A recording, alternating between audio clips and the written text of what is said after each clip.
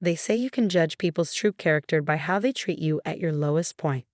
For me, that moment came not when I was pulled from a burning building with third-degree burns, but 6 months later when my own sister told me I couldn't attend her wedding because I ruined the aesthetic. I'm Sarah Mitchell, 29 years old firefighter, and now, apparently, an embarrassment to my image-obsessed family. But let me start from the beginning. I've been with the fire department for 7 years, following in my father's footsteps. He died in the line of duty when I was 12. And while Mom and my younger sister Emma moved on with their lives, I felt closest to him in the fire service. Every time I put on my gear, I could almost hear his voice. Stay sharp, stay focused, stay alive. The irony doesn't escape me that it was a routine apartment fire that changed everything. We cleared the building, or so we thought. Then I heard it, a faint cry from what was supposed to be an empty third-floor unit. Protocol said to wait for backup, but there wasn't time. I found the source of the crying. A little girl, no more than 4, huddled in a closet with her puppy. Getting her out should have been straightforward. But as we reached the hallway, the ceiling collapsed. I had just enough time to cover her with my body before the burning debris came down. The girl and her puppy made it out without a scratch. I wasn't so lucky. I don't remember much about the next few weeks. Burns across 30% of my body, mostly my back and the left side of my face. Multiple surgeries, pain that morphed from sharp and immediate to a constant throbbing presence. The doctors said I was lucky, a few inches different, and I would have lost my eye. My team from the firehouse visited regularly. Captain Rodriguez brought his wife's homemade empanadas. Andy from Truck 17 kept me updated on station gossip. Even the little girl and her family came, bringing drawings and a photo of the puppy I'd helped save. Mom and Emma visited too, but their discomfort was obvious. Mom would fuss with my pillows, chattering about anything except my injuries. Emma would perch on the edge of the visitor's chair, checking her phone every few minutes as if afraid to look at me too long. Have you considered skin grafts? Emma asked during one visit. I know this amazing plastic surgeon. He did my friend Jessica's nose job. I'm sure he could. The doctors are already doing everything they can. I cut her off. Some of these scars will be permanent. She fell silent, but I caught her expression, a mixture of pity and something else. Disgust? Fear? I couldn't tell. 6 months of rehabilitation followed. Learning to manage the pain, to stretch scarred skin that wanted to contract, to face each day knowing I'd never look the same again. But I was alive, and more importantly, so was that little girl. Her thank you card stayed pinned to my wall through every grueling physical therapy session. Finally, I was cleared to return to work. Not full firefighting duties yet, but I could help with fire prevention education and station administration. It felt good to be back in uniform, even if I was stuck behind a desk. That's when Emma got engaged. It's going to be the wedding of the year. Mom gushed over Sunday dinner. Emma's found this gorgeous vineyard venue. And wait until you see her dress. It's absolutely perfect. Emma beamed, showing off her enormous diamond ring. Trevor's family is handling most of the cost. They want everything to be just right. Oh, and Sarah. She paused, her smile faltering slightly. We're thinking of having you help with the planning rather than being a bridesmaid. You know, something behind the scenes. The room went quiet. I set down my fork, the meaning clear. Because of how I look. Don't be like that. Mom jumped in. Emma just wants her special day to be perfect. You understand, don't you? Perfect. That word again. As if my scars somehow made me imperfect, damaged, unworthy of standing beside my own sister on her wedding day. Trevor's family is very traditional, Emma continued. And the photographer is one of the best in the business. The photos will be in magazines. So I'll ruin the pictures, I finished flatly. Is that it? Emma had the grace to look embarrassed, but she didn't deny it. Maybe you could be an usher?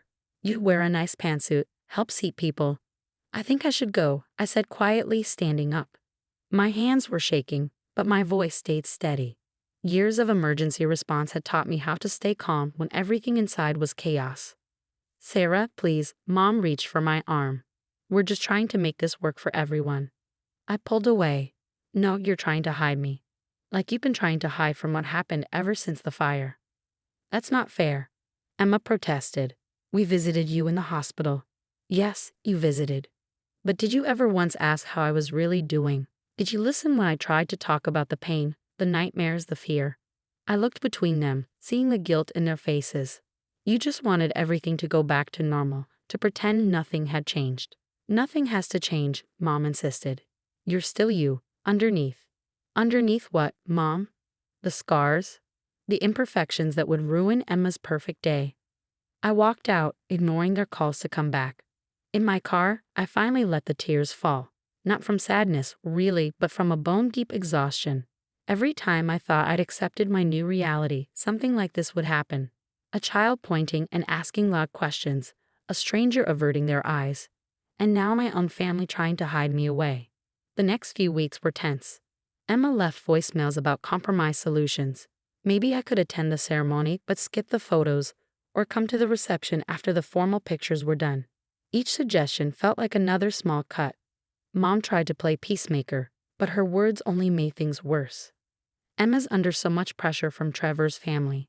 They're paying for everything, they have certain expectations. Just think about how hard this is for her. How hard it was for her. I wanted to scream. I wasn't the one choosing a picture-perfect wedding over my own sister. Then came the final straw. Emma stopped by the fire station unannounced, catching me between meetings. I need to talk to you about the wedding, she said, fidgeting with her designer purse. There's been a slight change of plans. I waited, already knowing whatever came next would hurt. Trevor's mother thinks. Well, we all think. It might be better if you don't come to the wedding at all. The words hung in the air between us. Through the station window, I could see the trucks being washed, firefighters going about their daily routines, normal, everyday life continuing while my world tilted sideways. She's worried your presence might upset some of the older relatives, Emma continued, her words coming faster now. And the venue is very exclusive, they have certain standards. Please understand, Sarah, this is the most important day of my life. I need everything to be perfect. Perfect. There was that word again. Get out. My voice was barely a whisper. Sarah. Get out, she left, but not before placing an envelope on my desk. Inside was a check for a significant amount with a note. To help with any future medical procedures, we want you to be happy. I stared at the check for a long time. Then very carefully, I tore it into tiny pieces and dropped it into the shredder. That night, I sat in my apartment looking at old family photos. Emma and me as kids, playing in the sprinkler. At Dad's funeral, holding hands. Our college graduation, both of us smiling proudly. When had appearances become more important than those memories? When had I become something to hide rather than her sister to love?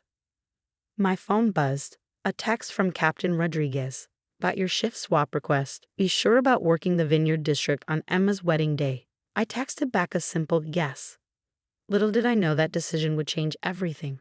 Because 3 months later, on what was supposed to be my sister's perfect day, I'd be the one person standing between her dream wedding and total disaster. And sometimes, karma has a way of wearing a firefighter's uniform. June 15th dawned clear and hot. Perfect weather for a vineyard wedding. I started my shift at 7 a.m., trying not to think about Emma getting ready in some fancy bridal suite, Mom fussing over her hair, all the normal family moments I should have been part of. The morning passed slowly. A few minor calls. A kitchen fire contained by sprinklers. A smoke alarm triggered by burnt toast. I kept busy checking equipment, completing paperwork, anything to keep my mind off what was happening 5 miles away at Crystal Vista Vineyard. Around 2 p.m., just when Emma's ceremony would be starting, the call came in. Fire alarm at Crystal Vista Vineyard. Multiple calls reporting smoke from the main building. My heart stopped. Then training kicked in. I was already in the truck before dispatch finished speaking, lights and sirens clearing our path through weekend traffic. We could see the smoke from 2 blocks away, thick and black, pouring from the back of the converted barn that served as the venue's main event space. My mind instantly cataloged details. Class of fire, probably started in the kitchen, heavy fuel load from wooden construction. We were first on scene. Through the growing crowd of evacuated guests, I spotted Emma in her wedding dress, mascara streaking her face as she screamed at some poor venue manager. Mom stood nearby, looking shell-shocked. No time for family drama. Martinez, take the north entrance. Chen, get those propane tanks away from the building. I'll check the kitchen. The heat hit me as soon as I entered through the service door. The fire had started small, probably an overloaded circuit or a grease fire, but had spread into the walls. Decades-old timber creaked ominously overhead. I found the kitchen staff huddled in the parking lot. Everyone out. I asked the head chef. He nodded, then went pale. Wait, Trevor's grandmother. She was resting in the bridal suite upstairs. Without hesitation, I radioed for backup and headed for the stairs. The smoke was thicker now, reducing visibility to almost nothing. I moved by touch and memory, blessing the hours I'd spent studying building plans for every major venue in our district. The bridal suite door was locked. I could hear coughing inside. Fire department, stand back from the door. One solid kick, and I was in. Trevor's grandmother sat in an armchair by the window, conscious but struggling to breathe. She stared at me with wide eyes as I approached. "I'm here to help," I said, keeping my voice calm and clear through my mask. "Can you walk?" She shook her head weakly. "My hip." No time to wait for backup. I scooped her up, thanking God for all those training drills, and headed for the stairs. The building groaned around us, timbers shifting in the heat. We were halfway down when I heard the crack. I didn't think, just moved, throwing myself over the elderly woman as part of the ceiling came down behind us. Pain flared across my already scarred back, but I kept moving.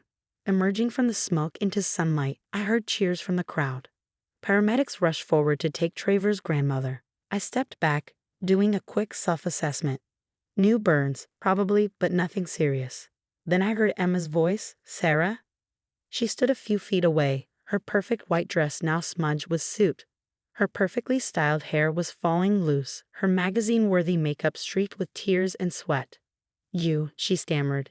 "You saved Trevor's grandmother." I turned away, heading back to check on my team. We still had a fire to put out. The next few hours were a blur of firefighting operations. The venue was a total loss, but we saved the adjacent buildings. No serious injuries, though several guests were treated for smoke inhalation. As we were packing up our gear, I heard footsteps behind me. It was Trevor's grandmother, sitting in a wheelchair with an oxygen mask nearby. "You're the firefighter who saved me," she said.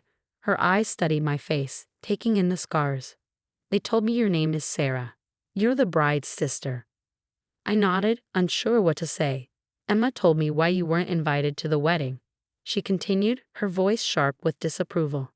"My grandson and his family, they're not usually," she paused. "Well, perhaps they are. Too concerned with appearances, with what others might think." She reached for my hand. Her grip was surprisingly strong. "But I want you to know something. When you carried me out of that fire, I wasn't seeing scars. I was seeing heroism.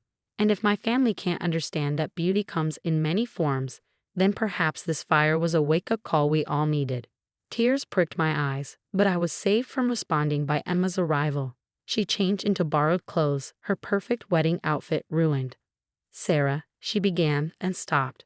She looked lost, younger somehow. "I don't know how to." "Save it," I said, turning back to my gear. "No, please." She grabbed my arm. "I need to say this. I've been horrible, worse than horrible. I let other people's opinions matter more than my own sister. And today, watching you run into that fire, seeing you save Trevor's grandmother without hesitation, I've never been more ashamed of myself." I looked at her then, really looked, past the designer clothes and perfect makeup she usually hid behind. She was crying, mascara creating fresh tracks down her cheeks. "You know what I kept thinking, watching that building burn?" She continued. "Not about the venue or the photos or what people would say. I kept thinking that if something happened to you in there, the last thing I'd ever have said to my sister was that she wasn't good enough to be at my wedding." "Emma?" "No, let me finish. You're beautiful, Sarah, not despite your scars, but because of them. Because they show your courage, your sacrifice. I forgot that somewhere along the way, got caught up in this fantasy of perfection. Can you ever forgive me?" I thought about all the hurt of the past months, the rejection, the shame they tried to make me feel. "I don't know," I answered honestly. "It's not that simple." "I know," she nodded. "I know it will take time, but please, can we try? Start over." Behind her, I could see Mom talking with Captain Rodriguez, her face pale as he presumably told her exactly what I'd risked going into that building. Trevor stood with his family, his grandmother apparently giving them all a stern talking to. Maybe, I said finally. But things have to change. No more hiding, no more pretending. 6 months later, Emma and Trevor had a second wedding. A simple ceremony in our parents' backyard, with just close family and friends. I stood beside her as maid of honor, my scars visible in my sleeveless dress. When a photographer suggested some creative angles to minimize my scars in the photos, Emma shut him down immediately. "My sister is a firefighter," she said firmly. "Those scars are her medals of honor. I want everyone to see them." Mom cried during the ceremony, but not the delicate tears she usually preferred. Real tears, messy and honest, as she watched her daughters rebuild their relationship. Trevor's grandmother insisted on giving a speech at the reception. She talked about courage, about beauty that runs deeper than skin, about a family's love being more precious than any perfect photo opportunity. "We all have scars," she concluded, raising her glass. "Some are just more visible than others. Thank you, Sarah, for teaching us to see the beauty in survival." I still work at the fire station. The new burns from the venue fire healed, adding to my collection of scars. Sometimes when I visit schools for fire safety education, kids ask about them. I tell them the truth, that scars tell stories of survival, of choices made to help others, of moments when we prove who we really are. Emma and I meet for coffee every week now. We're learning to be sisters again, to move past the superficial to something real and honest. She's changed, or maybe she's just found her way back to the sister I used to know, before society's expectations of perfection got in the way. Last week, she showed me the final wedding photos. There we are, sisters side by side, my scars clearly visible in the sunlight. It's not a perfect photo by magazine standards, but it's real and true and beautiful in its own way. Just like family should be.